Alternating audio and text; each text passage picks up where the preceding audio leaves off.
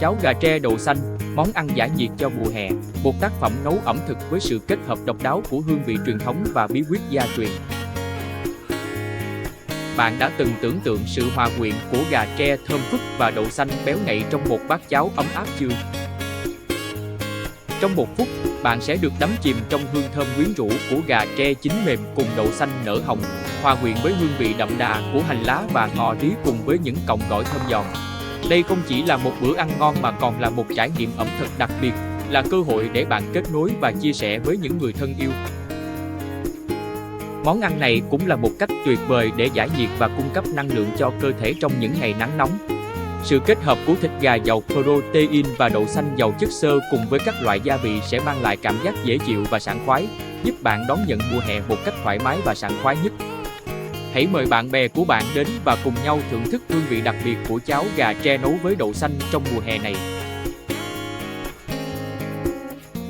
Nguyên liệu cần chuẩn bị: 2 con gà tre đã làm sẵn, rửa sạch với nước muối loãng và chanh để ráo. 1 chén gạo nếp, 1 chén đậu xanh rửa sạch, đậu xanh ngâm 20 phút. 1/2 bắp chuối hột, 1/2 bắp cải tím, 1 củ cà rốt. Tất cả rửa sạch, gọt vỏ bào sợi tạo nên đĩa gỏi với rau răm lặt lá phía trên. Hành lá 1 phần cắt khúc, 1 phần cùng ngò rí cắt nhuyễn. Nước mắm, tiêu đen, muối hồng, đường nâu và gia vị khác theo khẩu vị gia đình. Chuẩn bị gà, đun nước sôi, cho 2 con gà tre vào, nêm tí muối, nước mắm, đường phèn, sau đó hạ lửa và nấu cho đến khi thịt gà chín mềm khoảng 20 phút. Vớt gà ra để nguội và xé miếng vừa ăn.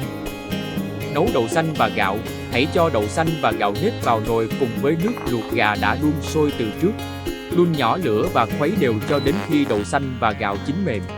Nêm thêm muối và tiêu theo khẩu vị cá nhân. Thưởng thức cuối cùng, trước khi tắt bếp, hãy thêm rau mùi, hành lá và ngò rí tươi vào cháo để tạo thêm hương vị và màu sắc.